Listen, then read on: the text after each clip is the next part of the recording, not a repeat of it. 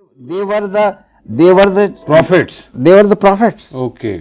मोहम्मद के द्वारा बातें की. But had in these last days spoken unto us by his son whom he had appointed heir of all things. यशायाह के द्वारा भी बातें की. हाँ. परंतु अंत के अंदर किसके द्वारा बातें की? ये तो मैं बात करना चाहता हूँ. 24 अवतार में से 23 अवतार तो हो गए, 24वां क्यों नहीं हुआ आज तक?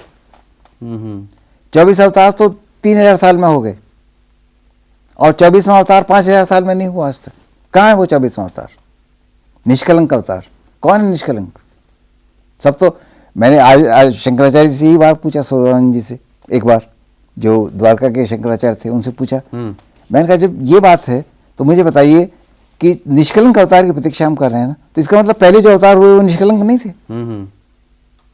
तो हंसने लगे और कहने लगे you have caught the truth. अच्छा, ये शंकराचार्य जी ने सत्य को पकड़ लिया है. तो अभी वो मतलब तो निष्कलंक अवतार कौन होगा? नहीं, पर उसके बावजूद वो प्रभु यीशु ख्रिस्ट को फिर मानने का तैयार नहीं है ना निष्कलंक अवतार. यीशु ख्रिस्ट के मार्ग के अंदर जो सबसे बड़ा रोड़ा मैंने बता दिया कि मेरे मार्ग में क्यों क्या रोड़ा था कॉलेज के अंदर. जब परमेश्वर का दर्शन मुझे मिला यीशु ख्रिस्ट का, और मैं तुरंत मैंने उसको ढूंढना शुरू कर दिया. कहाँ ढूंढा सबसे पहले? अगर मैं कहता हूँ, अगर मैंने कहा है कि मैंने शराब पी है, दृष्टांत के तौर पे मैंने शराब पी है, या मैं कसरत करता हूँ, पहलवान हूँ, मैं जिम्नास्टिक करता हूँ, तो मेरी मसल्स के अंदर वो पावर नज़र आनी चाहिए ना. अगर मैं कहता हूँ कि मैंने शराब पी है, तो वो शराब का नशा मेरे हाव भाव से नज़र आना चाहिए ना. तो कोई कहता है कि मैं मसीही हूँ, मैंने परमेश्वर को जान लिया है, मैंने परमेश्वर को प्राप्त कर लिया मसीह यीशु के अंदर, मेरा उद्धार हो गया है, तो क्या उसके जीवन में उद्धार दिखना नहीं चाहिए? वो दिखता कहाँ है?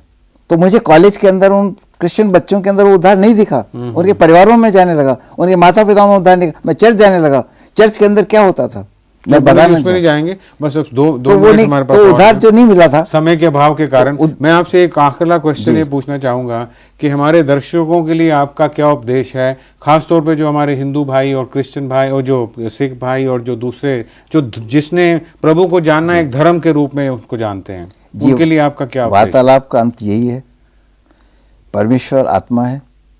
मैं चाहूंगा कि आप उधर देखिए, उस तरफ परमेश्वर को प्रभु देखिए ना. मत्ती यूहन्ना का सुसमाचार 17 अध्याय 1 पद खोलिए कृपा करके, उसका उत्तर मिल जाएगा. 17 का जॉन 17:1 जी, 1, 2, 3 तीनों पद पढ़ लीजिए. जॉन 17 का जी. These words spoke Lord Jesus and lifted up his eyes to heaven and said, Father, the hour is come, glorify thy Son, and thy Son also may glorify thee. Verse 2. And as thou hast given him power over all flesh, that he should give eternal life to as many as thou hast given him. देखिए किसको देगा? जिन को भी परमेश्वर उनके पास आता है, प्रभु यीशु मसीह के पास, उनको अनंत जीवन देना चाहता है. अनंत जीवन क्या है? परमेश्वर का जीवन. परमेश्वर कौन है? अनंत है. वो जीवन देना चाहता है. और अगला पद, and this is life eternal. This is life eternal. What is? हम सब अनंत जीवन की बात करते हैं, परमेश्वर के जीवन की बात करते हैं. अनंत जीवन क्या है? This is life eternal. That they might know thee the only true God. बस. and Lord Jesus Christ whom thou hast sent. पहले सत्य परमेश्वर को जाने. कैसे जानेंगे सत्य परमेश्वर को? और उसके पुत्र यीशु मसीह को जिसे उसने भेजा है जाने. अनंत जीवन और परमेश्वर ही है. ये प्रश्न है. तो वो 24वां अवतार कौन है? प्रभु यीशु मसीह. आमीन. तो मैं कृष्ण से बात करना चाहता हूँ, हिंदू भाइयों से बात करना चाहता हूँ. संसार में जहाँ कहीं मनुष्य है, उधर कैमरे की तरफ जहाँ मनुष्य है, मैं उनसे बात करना चाहता हूँ. और वो बात ये है कि उद्धार और कहीं नहीं, अनंत जीवन और कहीं नहीं, परमेश्वर का प्यार कहीं नहीं मिलेगा, परमेश्वर की क्षमा कहीं नहीं मिलेगी. अगर शांति चाहिए इस संसार के अंदर, जब मृत्यु चारों तरफ से घेरे हुए है, दुख चारों तरफ से घेरे हुए है, संसार नाश होने के कगार पे खड़ा हुआ है, ऐसे में शांति कहाँ मिलेगी? केवल अनंत जीवन का आंसर है प्रभु यीशु मसीह. और प्रभु यीशु मसीह के पास क्रिश्चियन बनने से नहीं है, प्रभु यीशु मसीह के जीवन को प्राप्त करना. आपने पहले ही कहा कि कोई धर्म नहीं है, ये एक बिल्कुल नहीं, लिविंग गॉड से एक रिलेशनशिप है. परमेश्वर के जीवन को प्राप्त करने का मतलब यीशु ख्रिस्ट में से होकर के, उसके स्वरूप में प्रवेश करके, उस आनंद में प्रवेश करके, उसकी क्षमा को प्राप्त करके परमेश्वर के जीवन से एक हो जाना. और ये जीवन का परिवर्तन है. इसीलिए प्रभु यीशु मसीह को ग्रहण करने का मतलब धार्मिक होना नहीं है, जीवन परिवर्तन है.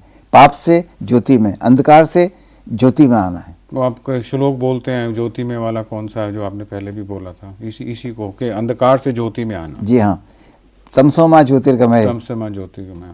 तो यही प्रश्न है कि ज्योति की आवश्यकता है, इस देश को आवश्यकता है, सारे संसार को मानव जीवन को आवश्यकता है, और वो यीशु ख्रिस्ट में मिलेगा। प्रभु यीशु मसीह जीवन का प्रकाश है।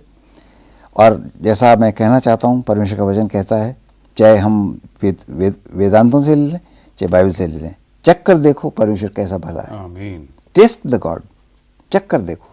चखने के लिए हमें उसके पास आना पड़ेगा।